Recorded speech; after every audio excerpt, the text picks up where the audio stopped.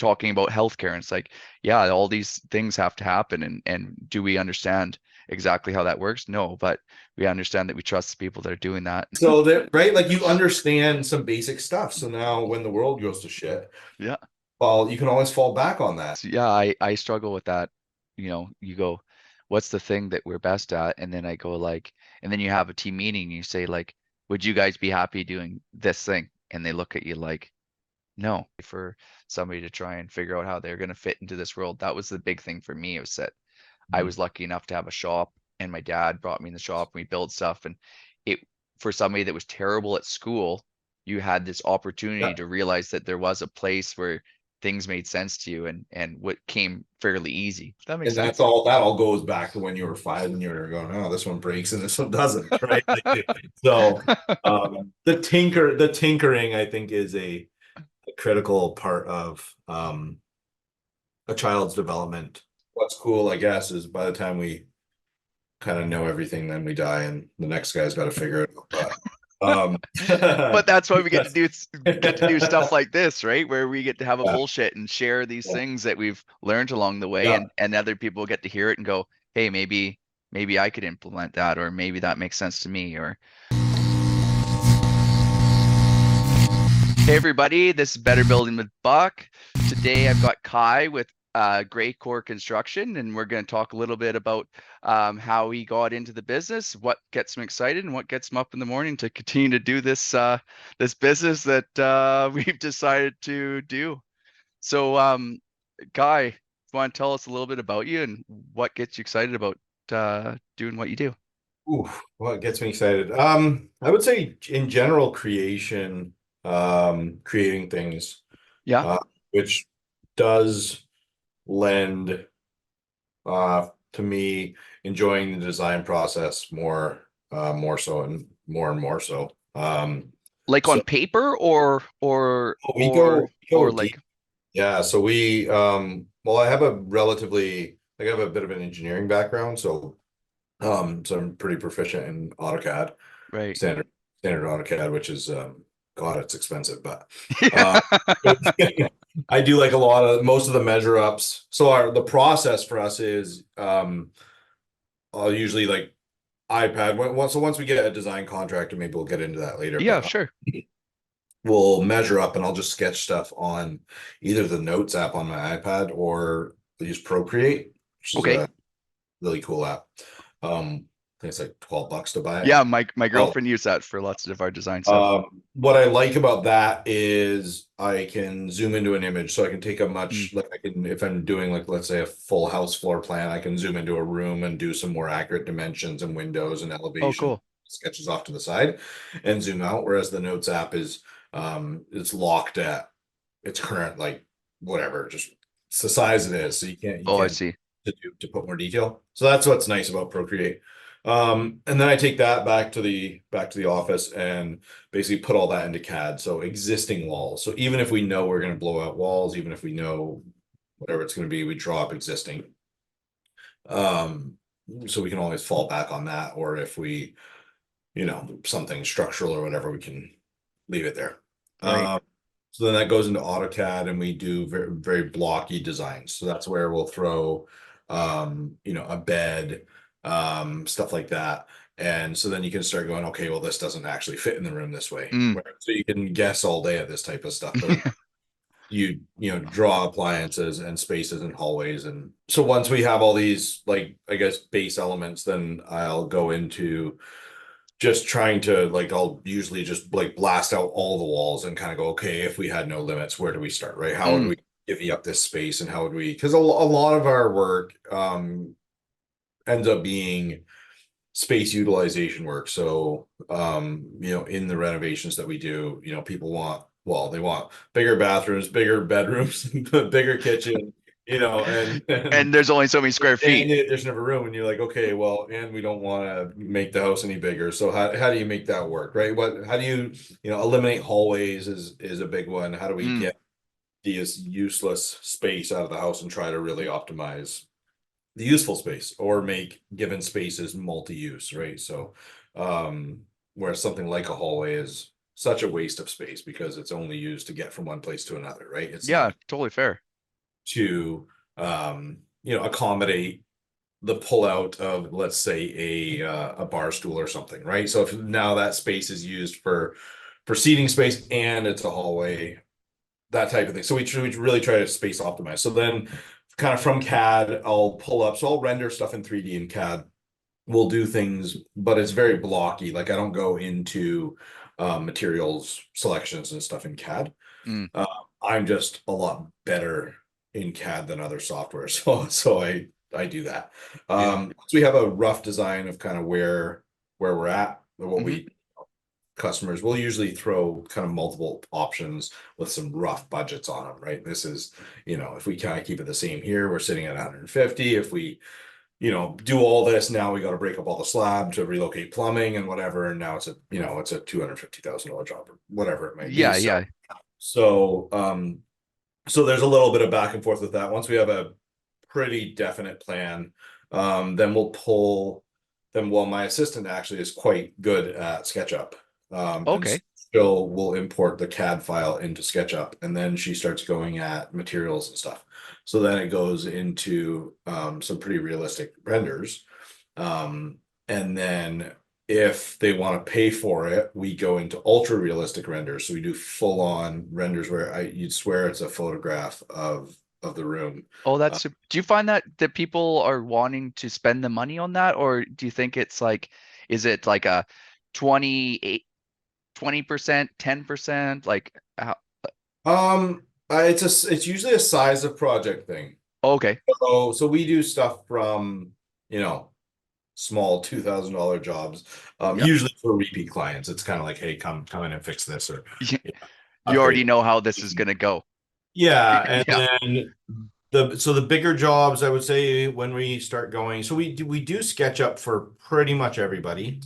Um, we've tacked on, the renders don't actually cost that much more. It's just time, and Okay. graphic processing. So like if they take a couple minutes to render out each image. So there's just Oh, a bit, okay.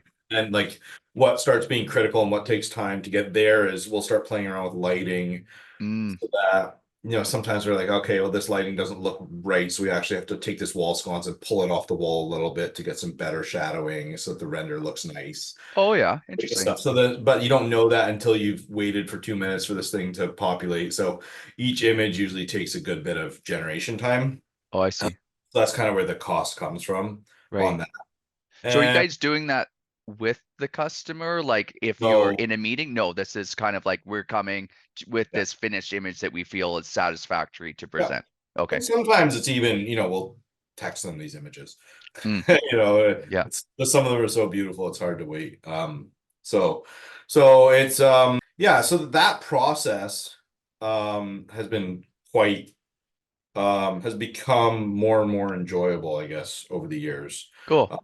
I used to like working a lot more, right? Like I just wanted to get dirty, and I still do, and Yeah.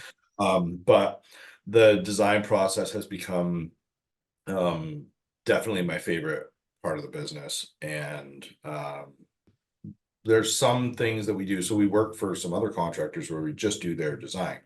So we've kind of almost spun it off as its own division. Business in itself. Yeah. Okay. Yeah. Yeah. Cool. Which is kind of fun because it helps my assistant pay for, well, it helps pay for her, right? Yeah. Which um and it's something we enjoy. So Yeah. That's always great. yeah, it's interesting because we deal with designers, decent amount, and architects and stuff like that, and it seems to be a market that is very hard to enter just as an architect, right? Like just to get Mm, out there, just be a designer. Sometimes the projects we do end up at, 40, 60, 80 grand of design sometimes over, and some of that being project management through the projects where we're doing detail design, right? So, okay, now that we're here, what's this stair detail and how does the kerf line up with the, because we deal pretty high end. So really minuscule, exactly how is this millwork going to tie together? right. And what's the exact offset of this plug so it's perfectly symmetrical with this and that type of stuff. And this takes a lot of time. Yeah, And that's so fair. you'll take these projects and you'll go, at the end of the project, we'll go, hey, so design ended up coming in at 60 grand.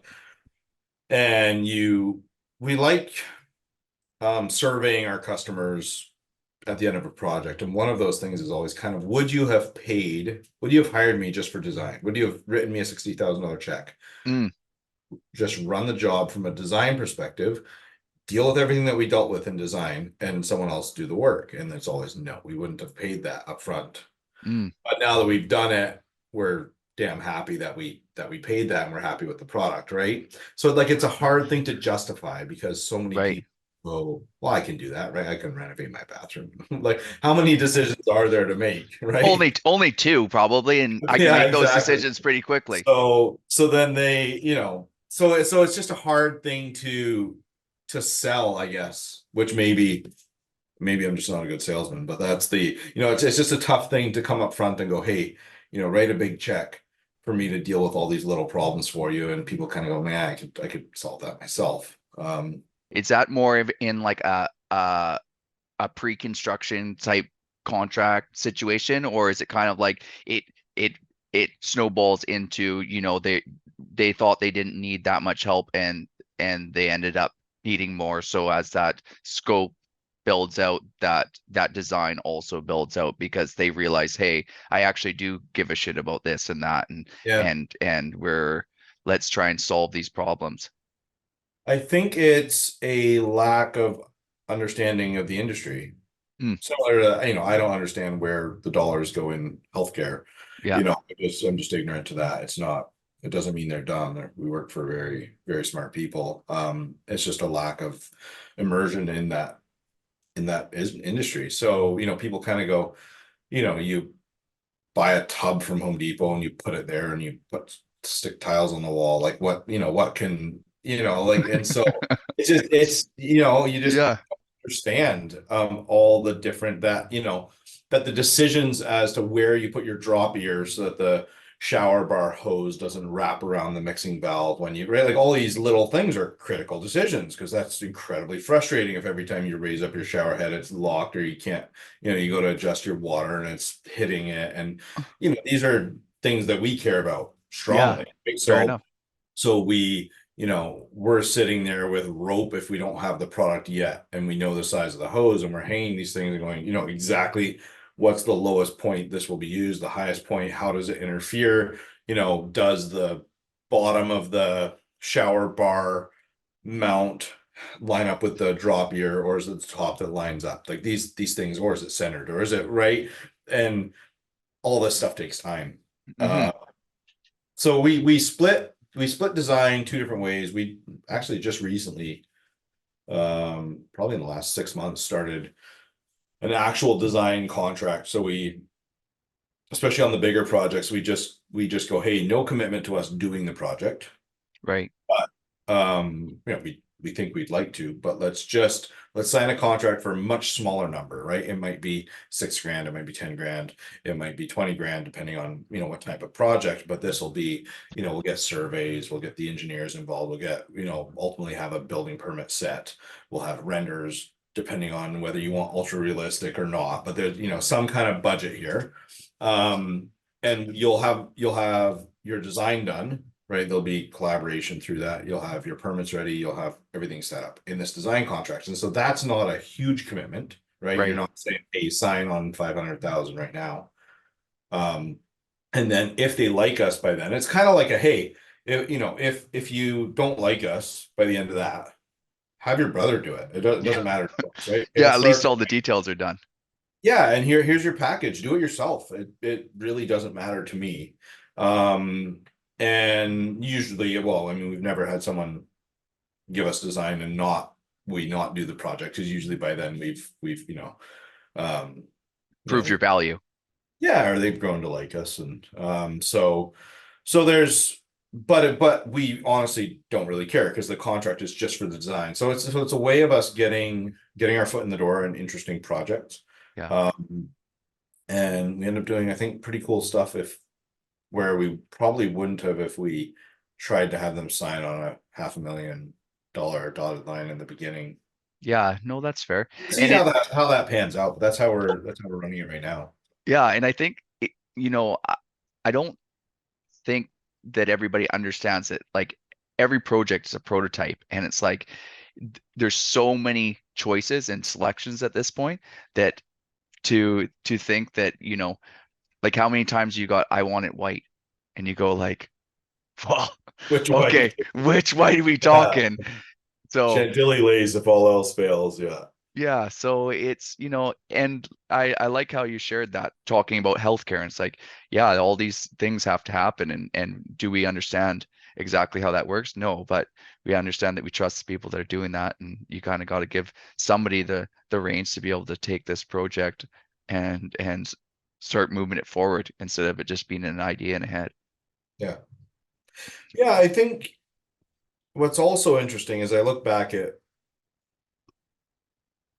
who I was as a builder 10 years ago, and I'm frankly disgusted. Maybe not that, but like I go, holy crap. Like um, I guess we learn, right? Mm. What's cool, I guess, is by the time we kind of know everything, then we die and the next guy's got to figure it out. But that's why we That's, get to do stuff like this, right? Where we get to have a yeah, bullshit and share these things that we've learned along the way, yeah, and other people get to hear it and go, hey, maybe I could implement that, or maybe that makes sense to me, or yeah. because Well, we it's also, oh go ahead. yeah. Go Well, ahead. we put a lot into the guys, right? So, we really try to make our employees very good decision makers. And we seems like we fail at that most of the time, but we try to not be a top-down hierarchy of, just do this cuz. Um, and we try to enable good decision making from their standpoint because we've probably had a dozen guys over the years that we, came into the company with zero experience that left to start their own companies. And with our full support, and we even hire some of them as subs sometimes, and which I guess I see um as a good thing. Like it Yeah, I sucks. would say, It yeah, is. it means that you gave them enough leash to be able to feel that they felt confident in what they Yeah, do. Yeah. yeah. And so, and with our blessing, I mean, obviously we want people to stay, and you put a lot into the guys, and you be nice to get some, but um because there's a next generation that is um it's brutal. Like no one wants to work. I mean, what's hiring like on the island? Is there anyone? It's just pretty well the same thing. Yeah, No one. it's interesting. Well, and it's interesting because like anybody that owns a business, you talk to them and you say, "Hey, how are you doing for people?" And they're all, I don't know. Everybody doesn't. There's nobody out there. I don't know what's going on. And So we go to we do a few things. So we work through the summer where there's some programs where high school kids will like come for like a weekend day and just work, hang out, teach them some stuff, cool. scribble on some boxes as you're working to explain some electrical theory or whatever, and why we do this and why we do that. And, let them get their hands dirty and try to upsell the working man's world, I guess. Yeah, We do go to career days and stuff at high schools and try to talk to kids about that. We do that on Zoom and we do that on in person. Um, yeah, I don't know. We do everything we can. I mean, I joined my boy's 13, and we joined his high school's pack just to try okay.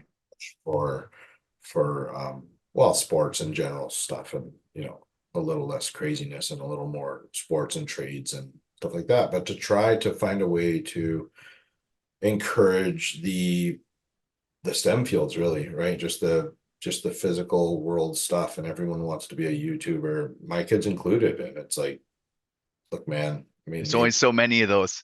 only so many of those. And I mean, my argument is always do that, keep that dream, get a trade, go to school for 4 years, right? Go do something, learn something about the physical world. I don't care what it is, be a welder, carpentry, electrician, plumber, get a trade, do something, refrigeration. I don't care.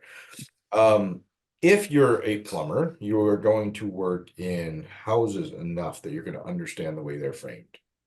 you're not going to be a framer, but you're going to understand stuff. And you're going to understand the way electrical works a bit. And you're going to understand some basic stuff, right? Like you're going to understand that there's a wire in the wall that carries power to your plug because you've worked around those and you've probably drilled through 20 of them. So, you know, like, so that, right? Like you understand some basic stuff. So now when the world goes to shit, Yeah. well, you can always fall back on that. And, you know, and healthcare. I kind of say, you know, if you're not going to do trades, healthcare, people are always going to be fucked up, and they're going to someone Yeah. to fix them. You know, if you want to go recession proof or you know apocalypse proof, those are just some good fallbacks, right? And Yeah. then think about the money you can save over your lifetime because you can change your own carburetor and you can right like you know change your own kitchen sink faucet and you can install your own light or whatever you might have the ability to do and do safely Right. because you've been in the trades, right? Um, so yeah, we push for it because not just for our benefit, but you know, we need more people in construction, right? Whether that's in our company or others. It's brutal. Slim picking, man. So is your background in, so did you say you went to school for engineering? No. No, so I Oh, have some engineering. I spent about a year in electrical engineering school oh, and I okay. didn't have time. I was running the business at the time. And Yeah. so I have my school wise, I have my carpentry ticket, I have my electrical ticket, Okay. um, and I have about a year of plumbing school, Oh, uh, good for you. bunch of refrigeration, no official refrigeration school, but bunch of courses we had when we were in Courtney. We had the dealership for Ream and Fujitsu, so we did piles of heat pumps and stuff. And I Oh had yeah. configuration techs, so you know, quite familiar with the industry. Right. Um, and I did a lot of engineering I kind of grew up in a machine shop as a kid. Oh, So cool. a lot of that's where my CAD background comes from because we do a lot of you know, just parts CAD work and stuff to send off to the CNCs or just to, you know, make a part. And then was that your parents' company? One of my dad's best friends, Oh, okay. a custom Cool. fab shop. So, super lucky to grow up around that, right? Just, what a, Understand that these things do something. yeah, yeah. Well, and the, machine shop is an incredible place to, I think, wrap your head around the physical world. Mm, Because you're dealing with so many types of motion, right? You understand how rack and pinion works. You understand how solenoids work and hydraulics and you know welding and just you know even how basic cutting works and how some materials are stronger than others and right like it just all right. these fundamental things that you don't I don't think you consciously use every day, but you subconsciously use when you're analyzing, like that's not going to hold up, and this Mm, one, is, right? Like yeah, that, yeah, that makes and sense. that all goes back to when you were five and you were going, oh, this one breaks and this one doesn't, right? So, the tinkering, I think, is a critical part of a child's development in a lot of ways, and I think we've lost that a lot, right? Mm, See, like we'll hire farm kids over anybody. If we get an right. application from a farm kid, Yeah. we'll pay him anything. Yeah. Usually just because they've tinkered, because they've Right. had to fix the tractor and they've had to wrap some twine around the tire to get it out to right. Like you understand that Out of it, box thinking. yeah, And then it's got to get done. It doesn't just do itself. yeah, yeah. Um, but now everything's so structured and you don't have you know trees to run a tractor into and you don't have that right like just the learning the hard way. I don't know, I think it's great for the human brain to just have access to little failures and just building and you know how many kids get to take an old weed eater motor and make a wagon and power it right like Yeah, that dude. kind of stuff is Yeah. so good for like Yeah. I those hear you. guys I'll take in trades anytime because those skills translate right Yeah, like for if sure. you understand um I don't know, we run into guys that wonderful people, but just don't have they see either something's level. If it's flat, it has to be level. It can't be flat and out of level. Like they don't understand that, okay, let's say we have a house and the whole thing's sunk and we're 2 inches off on the whole house and we're not going to level it out because we just can't. And but we still want it flat. Yeah. And try to get, like, the amount of times I've had conversations with guys like, we want it flat. Okay, so we can use the laser level. No, we're not gonna use the laser, right? Like, we can use the laser, but we're actually offsetting, but then it's not flat. And it's like, yes, it is flat. It's just flat at an angle, right? But like those basic concepts of, like, I don't even know. I mean, is that geometry or just reality? Uh, Yeah, that I don't know what that is. Spatial recognition, yeah, maybe? Yeah. yeah. Um, and then you get guys that just understand that, right? And it's just like, just understand what I would consider simple things, like, slope and stuff like that, basic angles. The fundamentals don't seem to be there with a lot of the young crowd, right? So so anyway, we do what we can to try to at least push people into the field. Yeah. Critical, And I that's think. something, clearly that's something you're passionate about, eh? Like, do you, Yeah, because you said you're putting the effort to go to the schools and stuff like that, yeah, and you said you had a son. Is that what you have yeah, yeah, yeah. We so have a 13-year-old boy and a 11-year-old girl. yeah, sweet. Yeah, so getting what him getting excited about that, her maybe she gets excited about that, I don't know.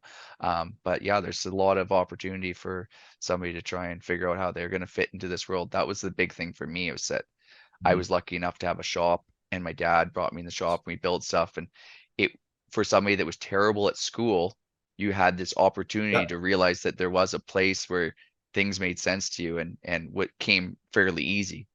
Well, and Compared, you think about if you grew up in a condo in downtown Vancouver and, you know, the only wood you saw was on the cherry tree downstairs and that's it, right? Like yeah, you wouldn't have, like, who knows who you'd be today.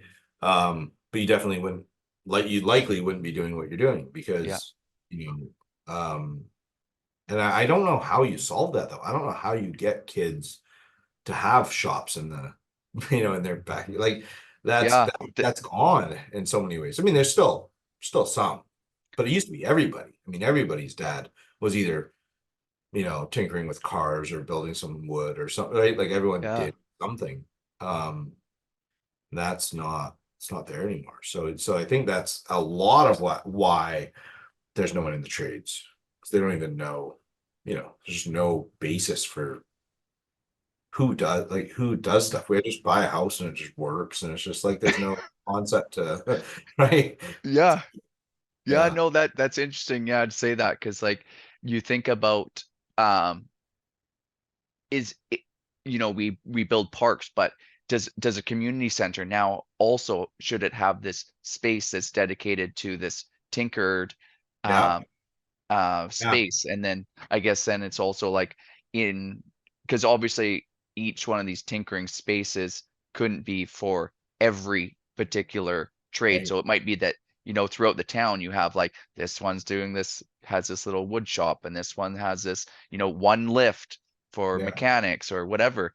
But I know, I think there's a big part of it too that is us as construction owners, and trying to, like, bring that kid in on the, like you said, the guys coming in from high school and having that opportunity. But if we can get at them a little younger and say, hey, like, when you're out building a fence and you say, hey, do you want to ask the kid next door if he wants to come over and put a couple of screws in and see what value that gives to him? do it all the time, Yeah. all the time. If I the biggest resistance, I would say most parents are pretty good. Mm. The thing we do have to be careful about is safety in the world of lawsuits. And Yeah, that's fair. your kid gets a splinter and all of a sudden it's your fault. And so, that's just, you hear some horror stories. So it's always something that's kind of sits in the back of, in the back of my head. Yeah, you're going, hey, you get the kid's parents to sign this waiver just so that he can come over and put a couple screws in. It's sad that Well, that's it's kind of where we're at, right? yeah, yeah. So when it comes to my kids, I mean, I had I, I think I had a membership to the hospital. I was in there every week, but thank God, man, thank God my parents let me hurt myself and break myself, and like, man, an overprotective parent's like fucking worst. So we Uh, try to let our kids. I mean, you don't want them cutting their fingers off when they're 10. It's a miserable life. yeah, But, I was 8 and by myself in a wood shop, table saws, planers, right?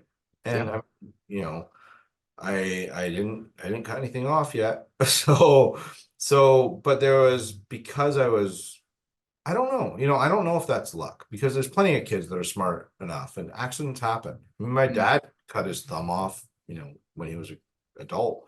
They sewed it back on, but it's like a half inch shorter and it's all messed up.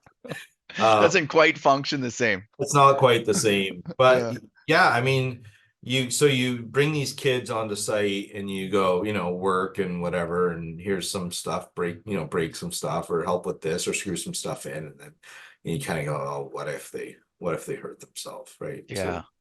that's a little bit of a deterrent, um, but parents, I mean, even adults though, sometimes it's interesting to see the uh the homeowners themselves wanting to, you know, demo some stuff at the beginning, or and maybe that's part of therapy because they've hated that kitchen for so long that they just want to wreck it themselves. Um, but yeah, just the involvement a bit, right? Or there's actually maybe 10% of our projects that people want to take on the paint themselves, stuff like that, which we encourage. I got no qualms. I mean, it's not going to turn out the same, which is a little, possibly irritating sometimes because you just want things to be, you know. So that's why we do what we do because we're particular. And But it's like, hey, it's your house. yeah. Spray the walls. Kind of doesn't matter at the end of the day. Um, if they can have ownership, if you see them kind of own the project, those projects go quite well. Usually there's some clients that are more distant, aren't interested in any of the process. And no, Mm, I mean, they're fine. And then we have wonderful clients that are like that. But we actually like it when the clients are in there a little more and, interested on how we're doing things and why, and we're happy to show them. And I think they understand where the costs come from a lot more when they're involved, right? mm. They see the effort it takes and the time and what goes into doing things. It's not just a big check and I have a new thing. Um, that's kind of interesting to follow. Yeah. No, that's fair enough. Yeah. And when they get engaged, you can definitely tell that, they're probably going to get a product that functions better for their life too, because they've thought it out instead of just being like how you perceive that their life is. So you're going to build this thing because of these comments that they gave you as defining things, but we're still just communicating. So that ability to lose some of that communication and not fully grasp the way that they live their life is Yeah. pretty easy. Um, For sure. I see a big, I mean, I tell clients this at our very first meeting, that one of my most challenging parts of any design process is to get inside their head, right? To try to figure out, because it's not about what I like, right? I like all kinds of stuff, but I don't live there. So how are you going to use this, right? yeah. And so many times when we pose those types of questions, like, what does a Saturday evening look like? Right? Is it you guys? Is it you guys and the kids? Is it you guys and 30 friends? What is the like how many people are going to end up in this space on a regular basis? Right. What does a birthday look like around here? Right? Do we want this to be permanent? Do we want to be movable for the occasion that, right? Like that type of stuff. Hmm. That most of the time people don't even consider, and they kind of, oh yeah, never thought of that. Right? And Yeah, that's so fair. I think over the years we've gotten better at I guess just asking the right questions to to get the, to get the information. Because we never just show up with a random design without really hours and hours of conversation of trying to figure out what they actually want. Because I can design a beautiful kitchen and shrink the bathroom, and they go, yeah, but we're never in the kitchen. We eat out all the time, and I just wanted a big bathroom, right? So like that was a waste of time, right? So like you try to figure out what they want. And also, what are the long-term plans? Is this your house for the next 2 years and you're selling? In that case, there might be some choices that you would like, but I'm going to advise against because the majority of the population doesn't want that. And so that's a bad, no one's going to want this place because this is too awkward. If you're planning on dying here, then yeah, paint the walls purple. I don't, I don't care. Go wacky. Let's just do exactly what you want. Um, so, so yeah, that conversation process for us is long. So we just took a little bathroom break and we're back here. So yeah, I we were talking a little bit about design and how that gets us got you excited, and we talked a little bit about your the how you got into construction. And so we were also talking also about um when you were a kid. And so what did that look like as far as like, you said you got to like scrape your knee, and or you didn't say that exactly, but essentially you had the opportunity to do things and hurt yourself or be in the shop. I think you did say that you had a shop. So Yeah. what was that like at home as far as like were you doing that with your dad or your mom, or was it just you playing around, or Dad was pretty busy. yeah, So I didn't actually, he was around, so we definitely did stuff together, learned a lot from him. yeah. But I almost learned more from his group of friends than him specifically. Well, Uh, cool. I think a lot of like I learned a lot from him just by osmosis and being around and commentary. Um, I think overall in life we learn a lot more unconsciously, right? Mm, Um, than like actually classroom work, right? Like you.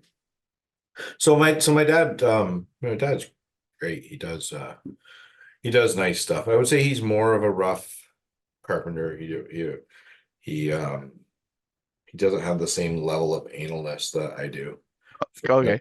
for better or for worse. Yeah, fair Like enough. he would if he worked for me, I think we'd both be frustrated he'd be like, God damn it, it's good enough. And I'd be no, it's Yeah, never good enough for us. So yeah, I'm a bit of an asshole when it comes to, but I mean that's what our clientele, it's what makes me happy. yeah. And it's what our clientele wants. So we attract that. And if people want it cheap, it's just not us. So anyway, so I likely learned a lot more technical stuff from his group of friends. Like he had a really good plumber buddy that I did a bunch of stuff with as a kid, and then the machine shop was huge, and there was a big wood shop in the building too that my dad kind of half ran and stuff. So lots of woodworking experience. I'd build like little medicine cabinets and stuff as a kid. Oh, cool. Um, Do you have and any of the projects still? the what? Do you still have any of the projects? No, not that I built. And I was just gonna say it'd be interesting to look at that work now. Yeah, I'm sure it's far from perfect, but at the time, I feel like it was very close to perfect. Like I was an asshole then too, for detail, and like I wanted stuff to be damn nice, right. but I'm sure it wasn't to the level I do now. I mean, it's kind of impossible, but it'd be interesting to actually like revisit the skill that I had then as a And kid. what do you think kind of like general um satisfaction as far as like you as a person that gave you being able to do that at like such a young age? Do you think that that made you feel more confident? Like, because you know how I'm just kind of relaying this back to how much anxiety and like um and how lost a lot of younger kids are, it seems. Maybe I'm speaking out of turn, but you hear a lot about, oh, this kid's so anxious and this kid, and it's like, not having that opportunity to have that Environment. finish. I think it's Yeah, environment, right? yeah, Like my heroes growing up were not YouTubers. I mean, YouTube didn't exist. But so like, right, like my heroes were my dad and his group of friends. Those are the people that I wanted to grow up and be like. Mm, So, the fact that I got to play on the same machines as they did, and you know, right. like, dude, that's a dream. Like, so like that's all I wanted to do after school is Right. go to work. My kids now want to play games. Right. So I don't know. I mean, I try to figure that out, and I think it's environment, um, an association. Who's around, and what are they like financially, right? They say your net worth is the average of your six closest friends, or and you end up Mm, like who you're around rubs off on you. And if all your friends are gaming, I mean, are you gonna not game, right? right. Right. Yeah. You're Yeah. gonna That's get right. new friends or you're gonna game. Yeah. And so um I guess I was just lucky, really super lucky, Fair enough. just to have people around me that were smart, highly skilled, and willing to give me the time of day to, ask questions and let me almost kill myself a million times, right? Let me do stuff. Right. That I don't even know if I have the balls now to, I mean, I have a 13-year-old and I'm like, if I let him work on the table saw, but God damn it, I watch him, right? Yeah. And it's like, from what I remember as a kid anyway, I'm like 8 and there's not an adult in sight, right? So like that, which I like romanticize Right. that, right? Just that like freedom that I can't even like really live up to myself now with my kids. And so I don't know. Yeah, I'm fucking glad that I was raised that way. Right. I don't know. I don't know if it's inclination or um because I also think there's some very smart people that don't get physical stuff. Like we work for some brilliant lawyers and doctors and stuff that don't understand how to screw a table leg on, right? Like just like Right. just go, how can you be so brilliant and not understand a screw, right? Right. Like what's going on now? And they would say the same thing about me in their fields, but Yeah. like, right? So I think some of it is you have it or you don't. Mm, And I even see it with my two kids and the differences in their academic acumen, I guess, or um, it's a big word for me. hey, it fit and it worked, so I jam it in heard it there. somewhere. I don't know. Yeah. But you're right. Some people enjoy and understand, I think, the physical world, and some people are more brain games, right? And they make better lawyers and um, you know, philosophers. So Well, um, it's good that there's a place for everybody. We're yeah, lucky yeah, that no way, I kidding. guess. Yeah, we need those people too, so for sure. Yeah. Yeah. Yeah, Um, yeah, that was my childhood, just lucky. yeah, no, fair enough. What about Um, you? So you had a shop like you with yeah. your dad, and was your dad in carpentry, I guess, a bit, or So my dad was he did some like concrete boat building. Did some oh floor my laying. God. Wow. Yeah, did some floor laying, and then he ended up most of my life he was at the mill. So that's where this like he had essentially just Paper fr no, like a sawmill. or Yeah, and so he was bringing, you know, there would be offcuts of wood, and he'd bring those home, and we get to fart around with that, and Duke so we Point don't. or Sorry. Duke Point? Like in Uh, Vancouver? so it was in Shemana Sawmill. Okay. So it's like about a hour, half an hour away from Dew Point. Yeah. Yeah. And Huh. so that was like, yeah, and I was lucky that way. But like, Yeah. talking about mechanics, like if my vehicle's going forward, it works. I'd never had anybody around me that was anything mechanical. So like I yeah, I don't have no skill in that regard. But I would put more trust in you trying to fix a car than a lawyer's kid that grew up in a condo. Right. Well, Strictly because you understand what tools are and you right. understand what torque is, and right, Right. Right. like Right. you figure it out faster than that kid would. Yeah. Well, this goes Right? back to this YouTube video. That's the only way that I'd be Yeah. able to get there is Well, with a yeah, YouTube but so video. there's got to be a basis for that too, right? Like Yeah. YouTube's great, and it Right. really is. I mean, that's um, sometimes there's new products, and what's the manufacturer's, specifications on how they want this thing installed. Right. Right? Um, so that's great, but there's got to be a foundation for that Mm. of understanding logic, right? A little bit of problem solving skills. Yeah, Yeah. yeah. So yeah, and you kind of have to have that in construction. Yeah. You don't make it far without problem solving because nothing ever is going together the way it should, could, or would if you plan it out any more than you, No, you, yeah. you could plan things to death and you still go, oh, well, this is not exactly how we planned this, but we'll make our way through this and we got the skills to get there. That's why we don't do a whole lot of new builds, right? We do one every year or two. Okay. Um, and I think that is primarily because I enjoy problem solving Mm, a lot more than, like, any monkey can follow a set of plans and build a house, right? yeah. Nice or not. Like Yeah. that's kind of easy. Um, but come into a space that's too small for what they want, that has, structural walls where you don't want them, and has water issues, and how are you gonna solve this, right? And they have to live in the house, and the baby's coming in, a month. And what do you, right? Like, The so battle goes on, is what you're figure it saying. out, right? Yeah. Let's And go. maybe I'm just a glutton for punishment, but I enjoy that. I thrive on that, right? Like the more difficult and challenging and finicky and like, um, I don't like problems from, like, I don't like problem clients, and like I don't like politic problems, Mm, but physical problems, physical challenges of, the wall is twisted and off, and if we, shim it out, we're gonna lose the space that, the furniture that's been ordered isn't gonna fit, or like whatever, right? So yeah, yeah. what do we do?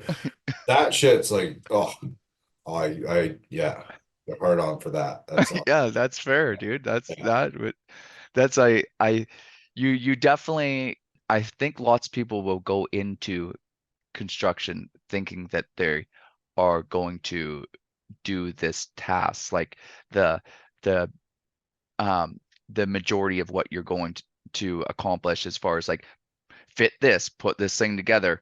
But in the end, the thing that gets you most excited is actually that like outside the box problem solving stuff because that fitting the two pieces together, a lot of nice or not nice, it's like that doesn't bring you any more joy at a certain point, like probably, 2, 3 years doing, into doing to nice work is enjoyable, right? You yeah. put nice millwork together and it's scribed to the wall, and you couldn't put a half a piece of paper through, it's like, okay, that's sweet. But designing that through is sweeter. Like if I Hmm. just installed millwork all day, that'd be like, fucking shoot me, right? I couldn't do it. Um, Yeah.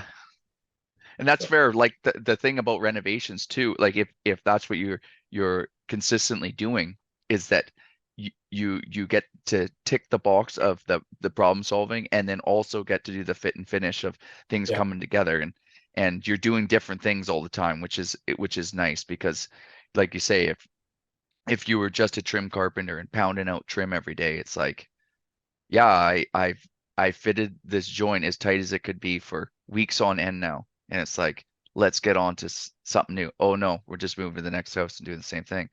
And it, the, the thing that I struggle with is that, you know, it's from a business point of view is that, that, not repetitive action is, is not always, as easy to make it as much I guess profit essentially because but as far as everybody on your team and yourself and and everybody feeling fulfilled by being able to do different tasks, I think overall you're going to have a much better product because everybody's still excited to be there. It's not just doing the thing. I And could double our profits by specializing. yeah, fair Like, enough. and every person I ever, what's kind of hilarious, we end up dealing, well, we cater pretty high end. So we deal with a lot of people that have been, quite well off, and usually people well off are in some kind of business. It's rare that they just have some random job. Right. So these people become our friends. And, when I'm at their place on a weekend crying for trying to figure out, what I'm doing wrong in life, they, the constant is, well, you do too much, right? You do too many things. I'm here at the shop and we have 30 companies worth of tools because we do our own tile, we do our own flooring, we do our own framing, we do our own drywall, we do our own painting, we do our own demo, we do our own concrete, we do our own siding, we do, right? Like, Yeah, I hear you. literally, so but these same people go like specialize after my job, right? Finish what you're doing, right? And these are the same people that go, hey, I have a trailer in Blaine that we're trying to bring up and we want to gut it. And can you go get it? And can you fix it? And I'm just like, God damn it. Right. Like I don't want to deal with this. Right. But they call me Yeah. and they don't let me get out of it. And then that weekend, they're like, you really got to specialize, Kai. And I'm like, Yeah, what are you asking me to do up right with now? that, brother. That's Yeah. like what but just for us. You got to do all the random shit for us, but specialize for everyone else and learn to say no. And I don't know how, honestly. Because when we have like our clients are repeat forever. Like once we deal with someone, we're their go-to, and that's for everything but midwifery, right? And so how do you take someone who has trusted you with $500,000 $1 million over the years, and they say, hey, I have this big piece of art that's got to go, do you just go, no, I don't hang art? Right? Or do you go hang the fucking art? You just Yeah. obviously go hang the art. And Yeah. so but then you end up hanging art, and it's like, that's not what I'm supposed to be doing, right? I'm not supposed to be hanging art. Aren't you specializing? In hanging art, yeah. But yeah, there you go. The division. I'm going to start an art hanging division. But we have it's over a big staircase, and we have the ladders that can handle that. And they don't trust anyone else with that piece of art because they just paid, 100 grand for it. And so it's like, yeah, so here we are hanging art. Hey, like, so I don't know. I don't know how to solve that problem in business. I really don't. Yeah. Because like one of the things that I think is, I don't know if it's special because there's a lot of people that have a wide variety of skills, but because I have been in construction for kind of so long and I'm still young-ish, um, we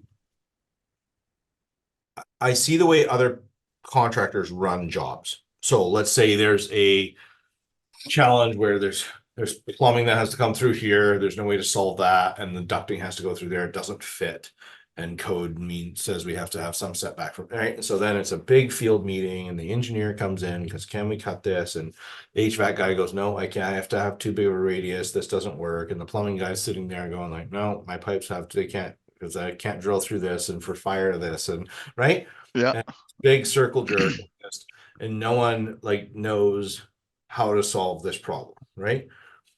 I think what makes us kind of special is because we have a really good grasp of all the trades and a really strong structural, you know, um, foundation, I guess.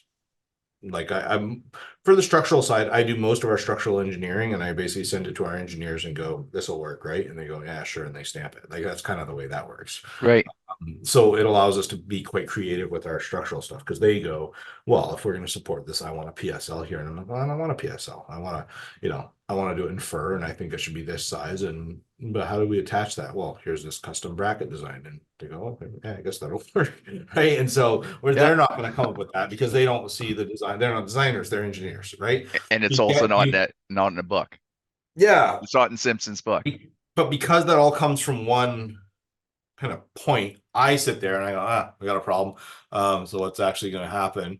Because I know how the ductwork has to handle, and I know what the plumbing has, and I know what we have to do structurally, and I know, right, these things, I can just come up with the solution that's going to work. Now, we might still have to run it by the engineer and run it by these people, but we have a solution that, in within a half hour, because we've thought that up and we can solve it. And then we just kind of go out for permission from the authorities that, might need to get permission, instead of this like back and forth. And 2 weeks later, we still don't have a solution because we finally got everybody happy on this. And then fire alarm guy goes, nope, and it's just like, God. Mm, So, yeah. so there's I think a lot of efficiency in that. Mm. But the fact that we have a wide set of skills also means that we do a wide set of tasks, which is not a good way to make money. So, yeah, I don't know. It's No, a that was a good, dichotomy. yeah, it's a good thing to chat about because yeah, I struggle with that. You go, what's the thing that we're best at? And then I go like, and then you have a team meeting and you say like, would you guys be happy doing this thing? And they look at you like, no, like we're happy doing a different thing all the time because we're feeling fulfilled, and I'm the same way. So I can't hate on the team for also feeling that way. So, Yeah.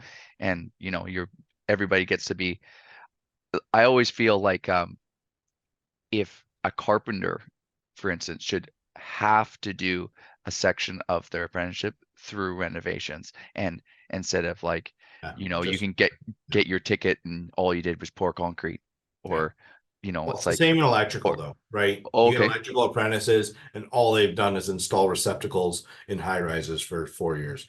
right, Don't even know how to install a light switch because they just did receptacle. They were the receptacle guy, right? And right. Oh, and fair it's enough. it's sad. It's super sad, and that I blame the companies 100%. Like that is poor management. It's short term profit because that guy can install plugs like a motherfucker, right? Like he's Yeah, got that down pat, which is sweet.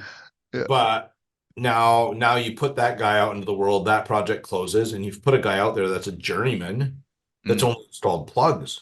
yeah, And he has some technical knowledge because he went to school and whatever, but he's useless, right? yeah. Which is No, super sad.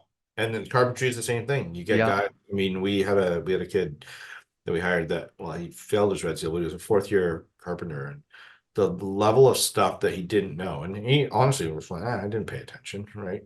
I didn't, and he only did certain things for a certain company, and that was, I don't know, like, and yeah. then And he was probably great at that if that was the task that you gave him. 100%, great Yeah, kid, great, yeah. absolutely great kid, but just cheated by the system, by himself, by whatever, Hmm. right? Where you get the piece of paper and you're still useless.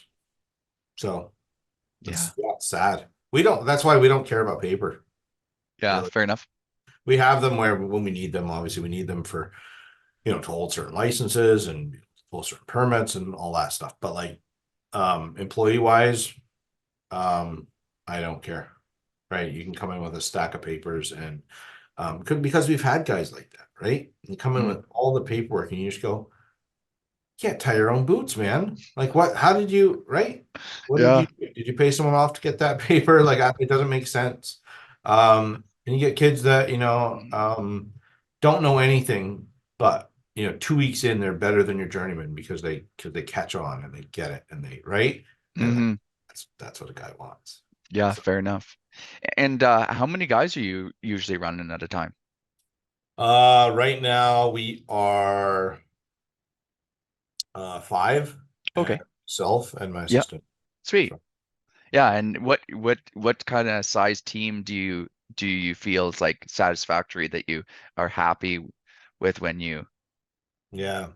Um, is it depending we on could, we what you could got use going on? 40 guys tomorrow, Okay. but the Okay. thing, like, we're with what we can handle. Yeah. But we don't. We refuse to. At our peak, so probably late 20. like 2018, maybe 2017. Our peak, we were 21, had 21 employees. Right. Okay. Um, Probably made less money than when I've had eight, right? Yeah. They just it's a now I've learned a lot since then, Mm, and I'd likely run things a bit different. okay. But so there's that. Right. Little bit of But wisdom. yeah. I mean, it's kind of crazy to think that, a decade ago I was 26 and thought I knew what I was doing. So that's wild. Yeah. That's that's Yeah. um but like I think we kind of had a bit of a scenario where when we were 21 guys and we had six guys move back to Alberta, we had two guys move back to Newfoundland, and we had two guys go start their own company. Okay. Now that we had taken those guys on their way to start their own company, a company went under and they were going to start their own company, and I knew them, and we kind of said, "Hey, come work with us for a few years, learn some shit. Mm, I'll kind of teach you everything I know. And we'll work you to death, and then you can leave whenever you want." So, so eventually they did, and we were left with like a bunch of labor. Some of them nice enough, but there was basically no skill. There was a couple of guys that were good, but it was so then we fired a bunch of other people or just laid them off because they just couldn't. You don't need that much yeah. There's labor, you need only, some skill. yeah, fair enough. So we went from like 21 to like two guys in probably a matter of about 8 months, which was Okay. kind of crazy. Yeah. And I fought it so hard, and we probably threw about $60,000 at it in recruiting and recruiters and Indeed and Zip and all that, right? And just trying to get guys. And I spent half my time interviewing instead of running the jobs that didn't have guys on them anymore. And it was just like a bit of a nightmare. But I needed guys, so it was like employees, right? Like half my time was literally trying to hire people, and so then I would hire people that I knew weren't the right fit because, well, at least there's someone that showed up to the job, right? At least there's a body there that's on payroll, right? Like, Yeah. so, and that was just a disaster. And so I finally got to the point where I kind of came clean with the clients and said, "Hey, this is the reality. We can't find people. We had a bunch of people move, but it's getting too expensive here, and people are moving back home. And I don't know what to tell you. We simply don't have the manpower. So here's your options. We're gonna keep trying to finish these as hard as we can. We can try to bring in subs. I know you want us to do it, but like we'll manage subs. Like we'll bring subs in. We'll get this project completed. Um, or if you have zero confidence in that, like we're happy to, figure out where we are financially and have someone else fix it, like whatever." And everyone stayed on with us, and they said, "No, we want you to fix it." And, but we were just kind of going, "Hey, I'm not going to keep saying we should have someone there tomorrow." And then that hire didn't Yeah. work out. And so, Yeah. it was a mad scramble. So I kind of got to the place where I just said, "You know what? We're always hiring. And if someone's not the right fit, I don't care how busy I am. I don't care how many timelines go to shit. I'm not going to hire you if I don't feel Yeah. like you're the right fit." And that's it. And then we're just always hiring. Even if we don't need anyone right now, we're always hiring. Mm, And we just slowly just sift through the list. And when the right person pops up, we try and snag them, and that's it. yeah. So, Make it work and find the right project that they have a good fit for. And so I don't have a given number, because yeah, that's fair. if I continually hire, we end up with 500 guys, or we end up with 500 guys. Fair Like, enough. and if I end up by myself, well, I'm by myself, and it's kind of it, right? And like, Yeah. I'm not gonna fight it. It's gonna happen the way it's gonna happen. Um, with my assistant, it makes it a lot easier because she does all the pre-screening and stuff, Mm, kind of, picks the few that kind of stand out and sends them my way for further further review.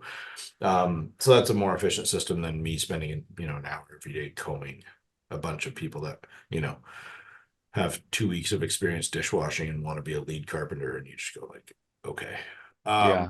Fair enough. So yeah, so I don't know about size. But a That's lot of fair. guys go eight, right? Eight, 6 to 8, so decent. Um, I think that we would actually, if I went past 8, I would probably have to hire another assistant. Okay. Yeah. Yeah. Um, I think there would be more.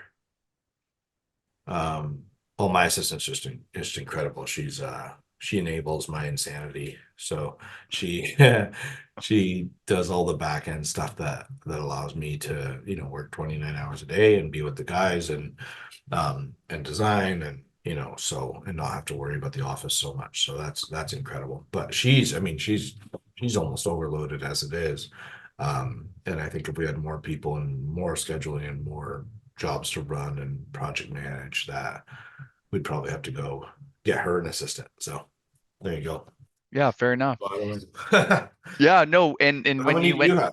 I have I had three right now. Yeah. So I got three carpenters, and then I have a lady that does design for me, and then my girlfriend who does our social media and doing the podcast and that kind of stuff and does videos She and came over to Vancouver, right? With yeah, you her. met her. Yeah, Caitlin when we did the Build X thing. Yeah. Yeah. Nice. Yeah, I'm happy that we were able to connect Yeah. and that Tough. we were able to do the podcast and um I'm yeah, maybe we'll call it at that and I'm so thankful that we were able to do this and I hope that we can do this again in the future because I had fun today and Yeah. I think we had more to chat about, that's for damn sure. Oh, business is it's endless. Yeah, for sure. I had a Yeah. lot of fun today, so thank you. Yeah, good Yeah. man. Yeah, for sure. Sweet. Well, Yeah. thanks, Kai, See you, and brother. yeah, we'll talk soon. Yeah, sounds good.